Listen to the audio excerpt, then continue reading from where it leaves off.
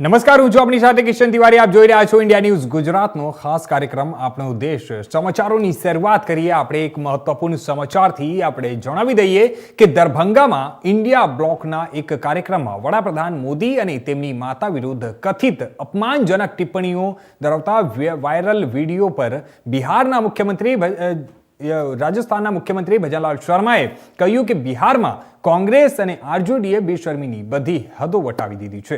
રાહુલ ગાંધી અને તેજસ્વી યાદવ દ્વારા સ્ટેજ પરથી વડાપ્રધાન મોદીની સ્વર્ગસ્થ પૂજ્ય માતા પર કરવામાં આવેલી અપમાનજનક ટિપ્પણીઓ અત્યંત નિંદનીય છે. આ કૃત્ય માટે દેશ કોંગ્રેસ આરજેડીને ક્યારેય માફ કરશે નહીં. રાહુલ ગાંધી અને તેજસ્વી યાદવ સહિત ભારત ગઠબંધનના નેતાઓએ વાત પચાવી શકતા નથી કે એક ગરીબ માતાનો પુત્ર દેશનો વડાપ્રધાન કેવી રીતે બની શકે છે અને દેશના લોકોએ તેને તેમના હૃદયમાં કેવી રીતે સ્થાન આપ્યું છે. કોંગ્રેસની પરંપરા રહી છે કે જ્યારે પણ તે ચૂંટણી હરાવવાનું શરૂ કરે છે ત્યારે તે અપશબ્દોનો ઉપયોગ કરે છે. आज बिहार में कांग्रेस आरजेडी ने निर्लजता की सभी हदें पार कर दी हैं. राहुल गांधी और तेजस्वी यादव के मंच से भारत माँ के लाडले सपूत यशस्वी प्रधानमंत्री श्री नरेंद्र मोदी जी की स्वर्गीय माताजी पर की गई अभद्र टिप्पणी इन पार्टियों के चरित्र और संस्कार को बताती है. इस कृत्य के लिए देश उन्हें कभी माफ नहीं करेगा. कांग्रेस की परंपरा रही है कि जब भी वे चुनाव हारने लगते हैं तो अपशब्दों का इस्तेमाल करते हैं. अरे ये माँ जानकी की पावन धरती है, ये ज्ञान की भूमि है, बिहार तपोस्थली है. प्रधानमंत्री जी की दिवंगत माताजी पर अभद्र टिप्पणी घोर निंदनीय है. राहुल गांधी और तेजस्वी यादव सहित ईडी गठबंधन के नेताओं को यह हजम नहीं हो रहा है कि एक गरीब मां का बेटा देश के प्रधानमंत्री पद पर कैसे आसीन है और ये कैसे देश की जनता ने उन्हें अपने दिलों में बिठाया हुआ है. जिन पूज्य माताजी ने संघर्ष कर और अपने परिश्रम की पराकाष्ठा कर गरिमापूर्ण जीवन व्यतीत किया, उन पुण्यात्मा के सताई होकर देवलोक गमन के बाद उनका इस तरह से कांग्रेस आरजेडी द्वारा सार्वजनिक मंच से अपमान किया जाना भारत की महान परंपरा में कहीं से भी स्वीकार नहीं किया जा सकता. एक तरफ प्रधानमंत्री जी मातृशक्ति बंधन जैसे ऐतिहासिक कानून बना रहे हैं, दूसरी तरफ दो शहजादे महिलाओं के प्रति अपनी निकृष्ट मानसिकता दिखाते हैं. यह भारत की मातृशक्ति का घोर अपमान है. ये खुद भी भ्रष्ट हैं और इनकी मति भी भ्रष्ट है. बिहार के लोग समझ गए कि ये ईडी गठबंधन वोट के लिए कितना नीचे गिर सकता है, क्योंकि जो इनको संस्कार मिले हैं, क्योंकि कोई गाय माता के भूसे को खा गया. और ये कांग्रेस तो आखंड भ्रष्टाचार में डूबी हुई है, भ्रष्टाचार आखंड में डूबी हुई है. ये लोग किस तरह की बात करते हैं, बिहार की जनता इसको कभी माफ. તો આ તરફ સમાચારોમાં હવે આગળ આપણે વાત કરીએ તો બિહારના દરભંગામાં મત અધિકાર યાત્રા દરમિયાન પીએમ મોદી પર અભદ્ર ટિપ્પણી કરનાર યુવકને પોલીસે પકડી લીધો છે. દરભંગા પોલીસે તેની ધરપકડ કરી છે. તમને જણાવી દઈએ કે રાહુલ અને તેજસ્વીની મુલાકાત દરમિયાન કેટલાક લોકોએ પીએમ મોદી પર અભદ્ર ટિપ્પણી કરી હતી અને આનો એક વિડીયો પણ બહાર આવ્યો હતો, જેમાં કેટલાક લોકો પીએમ મોદી અને તેમની માતાને અપશબ્દો કહેતા સાંભળવામાં આવ્યા હતા. આ ઘટનામાં સામેલ વ્યક્તિની પોલીસે ધરપકડ કરી છે. ધરપકડ કરાયેલા વ્યક્તિ કોંગ્રેસ કાર્યકર હોવાનું જણાઈ રહ્યું છે. તેને ગળામાં કોંગ્રેસ પાર્ટીનો સ્કાર્ફ પણ પહેરેલો છે. રાજ્ય ભાજપના એક પ્રતિનિધિ મંડળે ગુરુવારે પોલીસમાં ફરિયાદ નોંધાવી હતી અને જેમાં આરોપ લગાવવામાં આવ્યો હતો કે દરભંગામાં રાહુલ ગાંધીની મતદાર અધિકાર યાત્રા દરમિયાન વડાપ્રધાન નરેન્દ્ર મોદી અને તેમની સ્વર્ગસ્થ માતા માટે અભદ્ર ભાષાનો ઉપયોગ કરવામાં આવ્યો હતો. ત્યારે ભારતીય જનતા પાર્ટીએ કહ્યું હતું કે આગામી વિધાનસભા ચૂંટણીમાં તેનો કોંગ્રેસની આગેવાની હેઠળ ભારત ગઠબંધનને લોકો દ્વારા સજા મળશે. ત્યારે બીજી તરફ કોંગ્રેસ વડાપ્રધાન નરેન્દ્ર મોદીની માતાને અપશબ્દો કહેવાના વિવાદથી પોતાને દૂર રાખ્યા છે. પોલીસે આરોપી રિઝવીની ધરપકડ કરી છે, જે પિકઅપ જીપનો ડ્રાઈવર છે. કોંગ્રેસના મહાસચિવ સચિન પાયલોટે મોદી સાથે અપશબ્દો બોલવાની નિંદા કરી છે અને કહ્યું કે કોંગ્રેસ પાર્ટીનો તેની સાથે કોઈ સંબંધ નથી. પાયલોટે કહ્યું કે યાત્રા શરૂ થયા પછી કોઈએ સ્ટેજ પર ચડીને આ કૃત્ય કર્યું.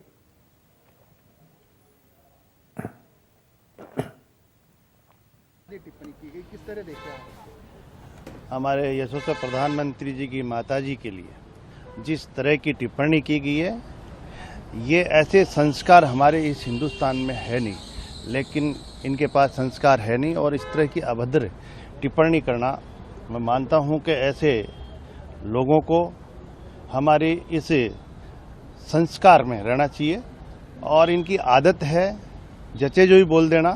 इस तरह के टिप्पणियां हर जगह करते हैं, कहीं बात भी करते हैं तो कोई बिना मुद्दे की, जिसके कोई हाथ पैर नहीं होते हैं. तो एक इनको सभी को मेरा यही निवेदन है कि जो माननीय यशस्वी प्रधानमंत्री नरेंद्र मोदी जी का जो विजन है विकसित भारत 2047 का, उसमें सहयोगी बने. अगर हमारा भारत विकसित भारत होगा तो इसमें सभी को फायदा है. हमारी राजस्थान की हिंदुस्तान की 140 करोड़ जनता का फायदा है और जनता के हित में बात करनी चाहिए. और मैं मानता हूं कि ये टिप्पणी की है जो बहुत ही निंदनीय है, इसका मैं बहुत निंदा करता हूं. इस विषय को लेकर क्योंकि बहुत राहुल गांधी के नेतृत्व में कांग्रेस का गठबंधन लगातार प्रधानमंत्री श्री नरेंद्र मोदी जी को कभी चोर, कभी नीच, कभी भस्मासुर, कभी मौत का सौदागर, क्या क्या गालियां नहीं दी है. और अब प्रधानमंत्री श्री नरेंद्र मोदी जी की स्वर्गीय माता जी के बारे में अपशब्द और गालियां निकाली जा रही, जो कि कठोर निंदनीय है, अनैतिक है, अलोकतांत्रिक है.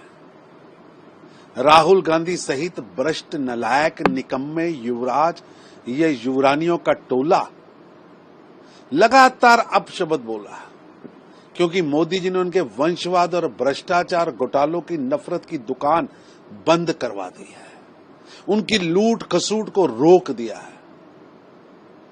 नई जवाब नहीं दे सकता. मैं मानता हूं कि अमर्यादित भाषा जिस हमारे रोजमर्रा के जीवन में भी स्वीकार्य नहीं है, तो सार्वजनिक जीवन में कैसे स्वीकार्य हो सकती है. और जो लोग ऐसा कर रहे हैं वो निश्चित तौर पर लोकतंत्र को नुकसान पहुंचा रहे हैं.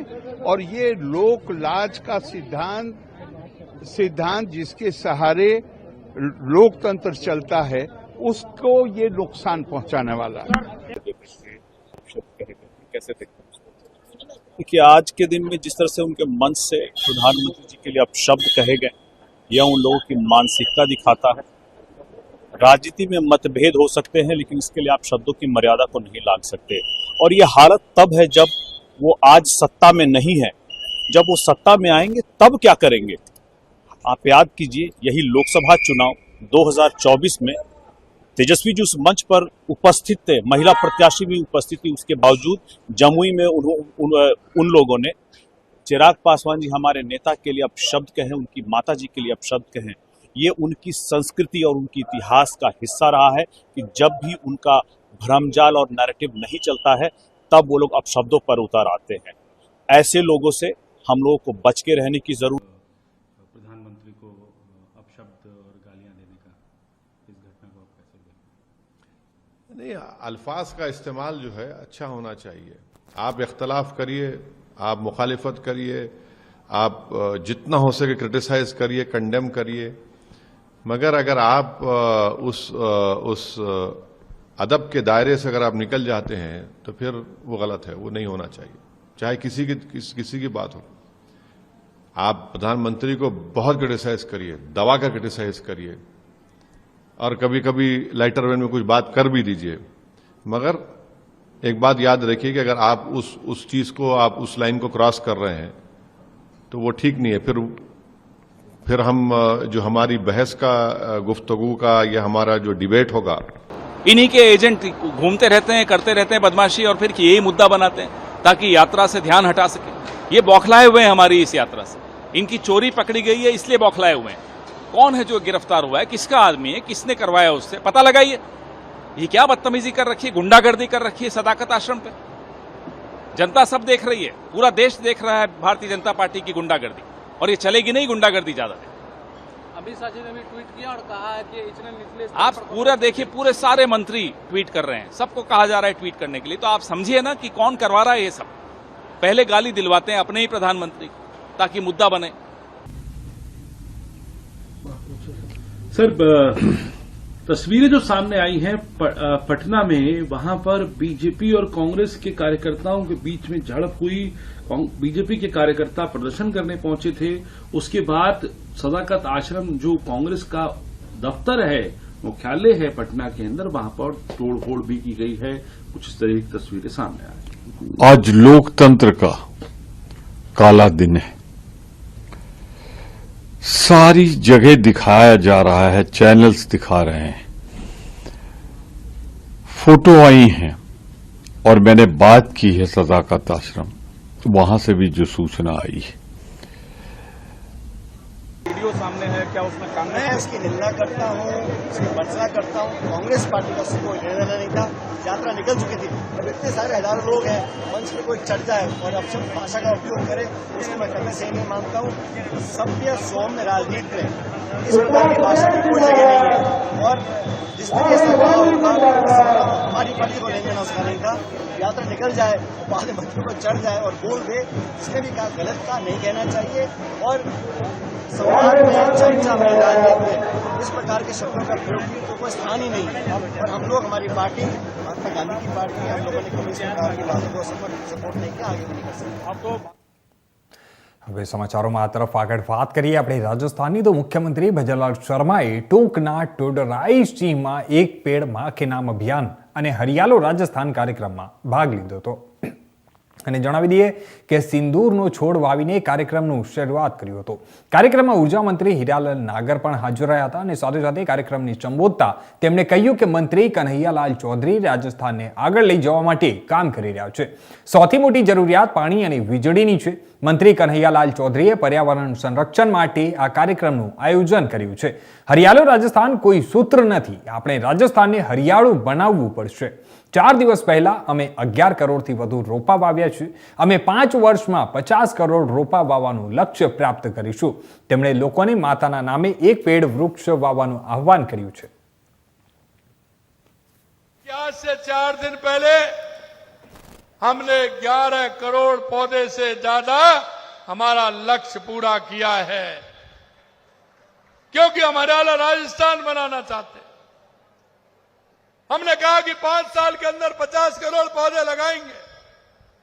लगातार आप देख रहे हो, हमने 2 साल के अंदर लगभग 18.5 करोड़ पौधे लगा दिए हैं। 5 साल का 50 करोड़ पौधे लगाने का लक्ष्य है। निश्चित रूप से उसको हम पूरा करेंगे, जिससे कि हमारा राजस्थान हरा भरा राजस्थान होगा। उसके लिए हमारी सरकार काम कर रही है। और मैं आपको बताना चाहता हूं कि जिस तरह से हमने लक्ष्य लिया है, उस लक्ष्य को हम पार कर रहे हैं।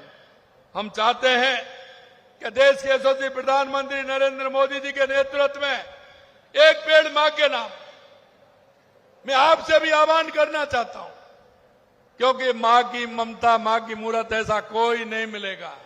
मां तो मां होती है, चाहे हमारी मां है, चाहे हमारी मां नहीं है, लेकिन उस मां के नाम से आपसे आह्वान करना चाहता हूं, आप सभी से कि एक पेड़ मां के नाम लगाएं। ये बहुत अच्छा स्थान है, ये तपोस्थली स्थली है। और मैं इसलिए कहना चाहता हूं कि इस तपोस्थली से एक अच्छे काम की शुरुआत भी हुई है। आज हम 60,000 की संख्या में यहां पौधा लगाने जा रहे हैं। मैं आपके ऐसे जनप्रतिनिधि जो हरियाणा राजस्थान की चिंता करते हुए एक साथ 60,000 पौधे लगा रहे हैं, मेंबर को हमने एसआईटी का गठन किया और हमारी एसओजी ने कितने लोगों को पकड़ा, 56 लोगों को बाहर निकाला। लेकिन कांग्रेस के लोग क्या कह रहे हैं? कांग्रेस के लोग क्या कह रहे हैं? भाई तुम क्या कहना चाहते हैं? अरे उसका आधार बनाने का काम हमने किया और उनको पकड़ के जेलों में बंद किया। अरे आपके कह रहे डोटासरा जी कहते हैं मगर પીએમ મોદી પર વાંધાજનક ટિપ્પણીઓને લઈને દેશભરમાં રાજકીય હલચલ તેજ થઈ ગઈ છે ત્યારે પટનામાં ભાજપ અને કોંગ્રેસના કાર્યકરો એકબીજા સાથે અથડાયા હતા જણાવી દઈએ કે પીએમ મોદી અને તેમની સ્વર્ગસ્થ માતા પર વાંધાજનક ટિપ્પણીનો ભાજપ વિરોધ કરી રહ્યું છે ત્યારે ભાજપના કાર્યકરો કોંગ્રેસ પ્રદેશ કાર્યાલયનો ઘેરાવ કરવા પહોંચી ગયા હતા અને આ દરમિયાન તેમની અને કોંગ્રેસના કાર્યકરો વચ્ચે ઉગ્ર બોલાચાલી શરૂ થઈ ગઈ અને ટૂંક સમયમાં જ બંને પક્ષના કાર્યકરો એકબીજા સાથે અથડાઈ ગયા હતા પરિસ્થિતિને કાબૂમાં લેવા માટે મોટી સંખ્યામાં પોલીસ દળ સ્થળ પર હાજર રહી છે ત્યારે તમને જણાવી દઈએ કે 28 ઓગસ્ટના રોજ દરભંગામાં રાહુલ ગાંધીની મતદાર અધિકાર યાત્રા દરમિયાન મંચ પરથી પીએમ મોદી વિરુદ્ધ અપશબ્દનો ઉપયોગ કરવામાં આવ્યો હતો આ કેસમાં આરોપીની ધરપકડ કરવામાં આવી છે गुंडागर्दी इन कांग्रेसियों की हम लोग तो शांतिपूर्ण मार्च निकाले हुए थे लेकिन इन लोगों ने जो 2005 का बिहार था जो गुंडागर्दी मवालियों का बिहार इन लोगों ने किया था आज वही कर रहे हैं अंदर से लाठी पत्थर रोड़ा हमारे दर्जनों कार्यकर्ता का सर फूटा है एक तो प्रधानमंत्री जी की गरीब माता जी जो स्वर्गीय हो गए उनको अब शब्द का बौछार किया गया अब शब्दों का बौछार नीचता की पराकाष्ठा कर दी गई और अब फिर यहाँ पर गुंडागर्दी कर रहे हैं 2005 का पहले का ये बिहार बनाना चाहते हैं अब ये एनडीए का बिहार है और बिहार के लोग देख रहे हैं इसका बदला वो वोट की चोट से लेंगे इन लोग को खदेड़ के फिर से बाहर करेंगे आज हिंसा की है ये इस यात्रा का रिस्पॉन्स है राहुल जी और तेजस्वी जी की यात्रा निकली है उसमें लाखों लोग जुड़ रहे हैं वोट अधिकार रैली यात्रा है वोटों की लड़ाई है मतदाताओं के अधिकार छीनने ना दिया जाए सरकार और इलेक्शन कमीशन को इस बात की लड़ाई है समर्थन से घबरा कर वो हिंसा का सहारा ले रहे हैं मैं इसकी निंदा करता हूँ लोग आके यहाँ तोड़फोड़ की है पूरी तरीके से देखिए कंट्रोल नहीं कर मैंने देखिए दो चीजें इस पर बात करेंगे पहले लोकल थाने को सूचना थी या नहीं थी सूचना थी तो कब थी कब के लिए सूचना थी वो हम लोग बात कर लेते हैं लोकल थाने भी हैं उपस्थित हैं इनसे भी इंक्वायरी कर लेते हैं उसके बाद घटना क्या हुई घटना के संबंध में डिटेल जांच कर लेते हैं उसके बाद मैं आपको ब्रीफ कर पाऊंगा कई गाड़ियों को भी तोड़ा गया है कई गाड़ियां भी तोड़ा गया है दिख रहा होगा आपको भी कि कई सारी गाड़ियां तोड़ी कई लोगों को चोट पुलिस अधिकारी के द्वारा पिस्टल निकाला गया है देखिए रोड़ाबाजी हुए हैं जब कुछ भी घटना घटती है रोड़ाबाजी हो ये भगदड़ से माहौल होता है तो उस क्रम में कुछ घटनाएं हुई है हम डिटेल इंक्वायरी कर लेते हैं और चूंकि कुछ घटनाएं यदि हुई कुछ टूटे फूटे हैं तो उसके संबंध में थाना में आवेदन जरूर आएगा उसकी इंक्वायरी की जाएगी તો હવે સમાચારોમાં આગળ આપણે વાત કરીએ ઉત્તર પ્રદેશની તો સૂત્રો તરફથી એક મોટા સમાચાર સામે આવ્યા છે સંભાલ હિંસા પર ન્યાયિક પંચનો રિપોર્ટ લીક મામલો છે મુખ્યમંત્રી યોગીને સુપ્રત કરાયેલો રિપોર્ટ લીક કર્યોનો મોટો ખુલાસો છે અમેરિકાનું પાકિસ્તાન સાથે જોડાણ મળી આવ્યું છે જણાવી દઈએ આંતરરાષ્ટ્રીય આતંકવાદનું ભયાનક મોડ્યુલ છે સંભાલથી ગજવાય હિન્દની યોજના હતી હિન્દુ વસ્તી ઘટાડવાનું કાવતરું સ્ત્રોતો દ્વારા છે ત્યારે ધર્માંતરિત આતંકવાદીઓનું નેટવર્ક ઊભું કરી અને હરકત ઉલ મુજાહિદીનનું છે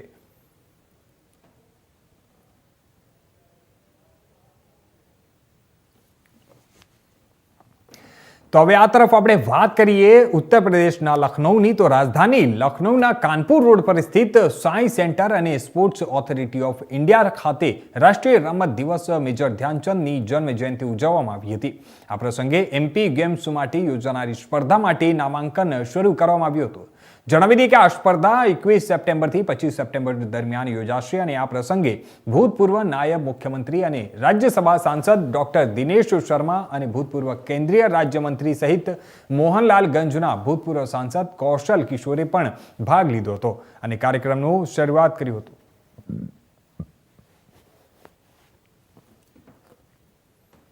તો આ તરફ વાત કરીએ આપણે ઉત્તર પ્રદેશના ગાઝિયાબાદની તો દિલ્હી એનસીઆરમાં મુસળધાર વરસાદે ફરી એકવાર મ્યુનિસિપલ કોર્પોરેશનના દાવાઓનો પર્દાફાશ કર્યો છે તાજેતરનો કિસ્સો ગાઝિયાબાદનો છે જ્યાં જણાવી દઈએ કે વરસાદ પછી પોશ વિસ્તાર શાસ્ત્રીનગરમાં પરિસ્થિતિ તળાવ જેવી બની ગઈ છે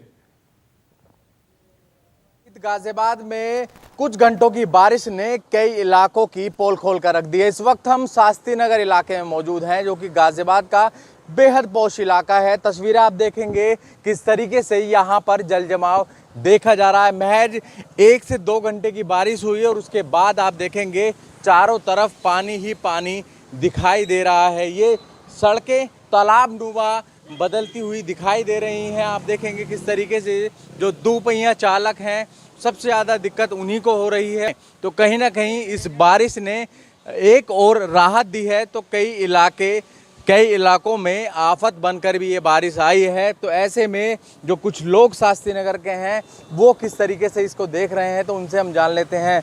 सर, क्या नाम है आपका? शिवम गोयल। शिवम जी, आप मैं देख रहा हूँ यहाँ पर काफ़ी जल जमाव है, तो क्या कहेंगे आप? भाई साहब, ये कई साल से चल रहा, हम नगर निगम को कह चुके हैं कि नाले आरसीसी के बना दें। निगम की तरफ से कोई भी कार्रवाई यहाँ नहीं की जाती है? नहीं की जाती भाई साहब।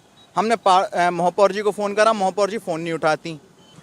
देखिए, वो तमाम लोग हैं जो यहाँ पर अपनी परेशानियों को रखते हुए नजर आ रहे हैं। लोग बेहद परेशान यहाँ पर नजर आए हैं। काजबाज से अनिल चौधरी, इंडिया न्यूज। મહારાષ્ટ્રમાં મરાઠા અનામત આંદોલન ફરી વેગ પકડ્યું છે। આ વખતે સામાજિક કાર્યકર મનોજ જનરંગે કમાન સંભાળ્યું છે, ત્યારે શિવસેના એટલે કે યુબીટીના નેતા સંજય રાઉતે કહ્યું છે કે મહારાષ્ટ્રના મુખ્યમંત્રી દેવેન્દ્ર ફડણવીસે મનોજ જનરંગે સાથે વાત કરવી જોઈએ અને આ મુદ્દાને ધીરજપૂર્વક ઉકેલવો જોઈએ। આ મુદ્દા પર ફડણવીસે કહ્યું કે તેમની સરકારે મરાઠા સમુદાયને અનામત આપવાનું શરૂ કરી દીધું છે અને મરાઠા સમુદાયને અલગથી 10% અનામત આપવામાં આવી રહ્યું છે। તેમણે એ પણ કહ્યું કે તેઓ સમજી શકતા નથી કે અનામત આપ્યા પછી પણ આ આંદોલનની જરૂર કેમ પડી। તેમણે ઇશારામાં વિરોધી પક્ષો પર નિશાન સાધ્યું અને કહ્યું કે કેટલાક રાજકીય પક્ષો આ આંદોલનનો લાભ લેવાનો પ્રયાસ કરી રહ્યા છે। તેમણે પુનરુચ્ચાર કર્યો કે સરકાર કોઈપણ સમુદાય સાથે અન્યાય થવા નહીં દેશે અને અન્ય કોઈપણ વર્ગના અધિકારીઓ છીનવાશે નહીં અને અધિકારો જે છે તે પણ નહીં છીનવાશે। અને તમે એ પણ જાણો છો કે મહારાષ્ટ્રમાં હિન્દીના વિરોધના નામે ઉત્તર ભારતીયોને સતત માર મારવામાં આવી રહ્યો છે। ત્યારે મુંબઈને અડીને આવેલા પનવેલ વિસ્તારમાં ગોદરેજ સિટી સોસાયટીમાં મરાઠી ભાષાને લઈને એક વિડીયો વાયરલ થયો છે, જે વિજય ચંદેલનો છે।